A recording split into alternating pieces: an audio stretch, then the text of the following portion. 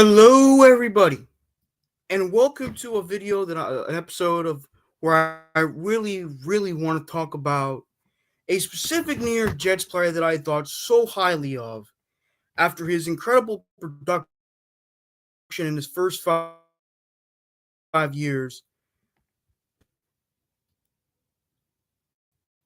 completely and utterly just lost focus, lost the attitude that he once had in his first 5 years, just completely acted all lazy. And that player is Muhammad Wilkerson. Now, he was the 30th pick in the 2011 NFL Draft.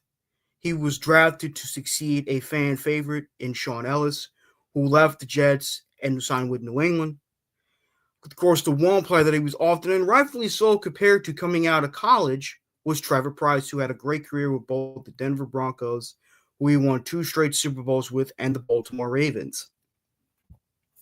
Due to his immense size and wingspan. And Muhammad Wilkerson, obviously, in his first year, he was okay. He wasn't great. He wasn't bad. He was just okay. But then in the second year in 2012, he showed signs of positive progression in his development. In 2013, he really came along, led the team with 10.5 sacks. Of course, he was snubbed for the Pro Bowl, which goes to show you how much I can't stand the Pro Bowl. And, you know, I'm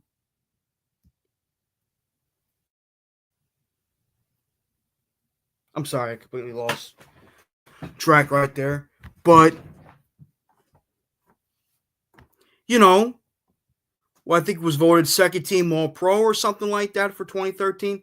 In 2014, he missed some time due to injury, but finished the year with 6 or 7 sacks. Then, of course, after we get rid of Rex Ryan and John Idzik, here comes Todd Bowles and Mike McCagnon. And he has a career year. He has at least 2 or 3 games with 3 sacks. 1 or 2 games, with 3 sacks. And finishes the season with 12 or 13 sacks in a year. Gets finally voted to the Pro Bowl. Gets voted, I think, first or second team All-Pro. And we said to ourselves, we have a premier franchise defensive lineman that could rush the passer, that could stop the run, that can do those things. He came from the same university that Jets legend and proud to say Pro Football Hall of Famer Joe Klecko went to. Right, that's the same university that Joe Klecko went to back in the day and developed a really great career in the NFL, especially with the New York Jets. But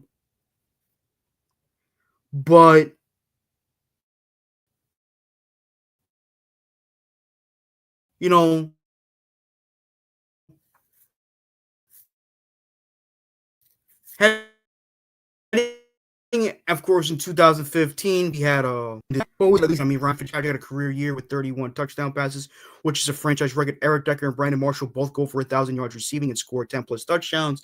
Chris Ivory goes over 1,000 yards for the first time and only time in his career, and for that's the last time we've ever had a running back finish the season with over 1,000 yards rushing. So that needs to be changed.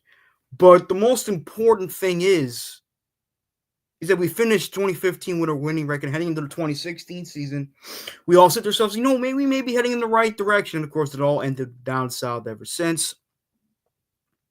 Here's the thing, though, okay? Muhammad Wilkerson and my father felt the same way, too. We both thought the world of this guy because of his tremendous talent, of his production, and for what we saw in the first 5 years of his career, a guy that wanted to work hard, get the work in.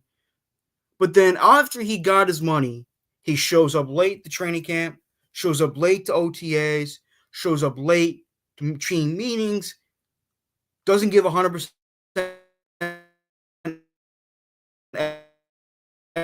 effort. And we're like, what the hell? What in the absolute hell? What happened to Big Mo? That was my nickname for him. Did not give the same effort that he did in his first 5 years. He just, for some reason, became the next Albert Haynesworth. Like, after he got his money, he just doesn't give a crap anymore. And that, to me, was just not cool. That, to me, broke my damn heart. Because, to me, he had the potential to finish his career as not only the next great New York Jet, as one of the all-time great New York Jets, but as a potential Pro Football Hall of Famer. But it is what it is. He broke my damn heart.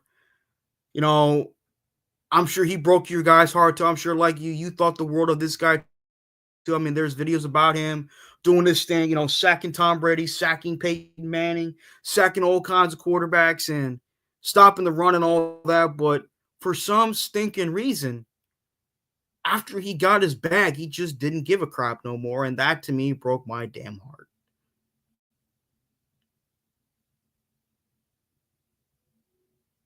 That to me broke my damn heart. I mean,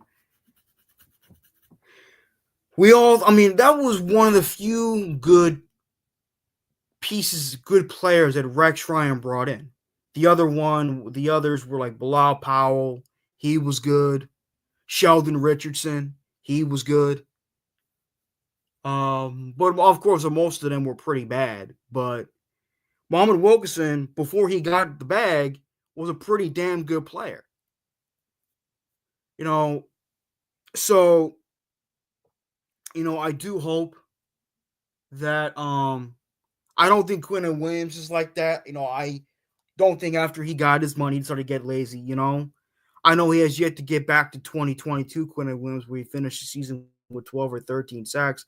Yes, I know a lot of his sacks came against, backup quarterbacks, but you still got to get to the quarterback, I'm not trying to make excuses, but it's the truth. If he couldn't get to a backup quarterback, what the hell, man? But that's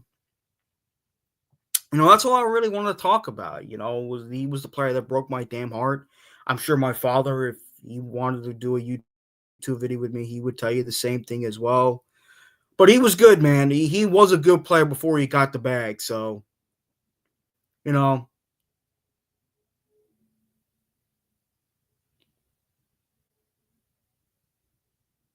yeah.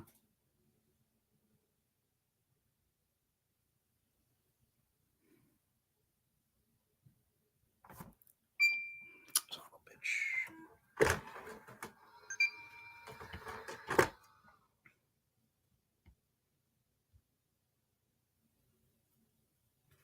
So yeah, that's all I really wanted to talk about. I'll see you guys next time. Peace out.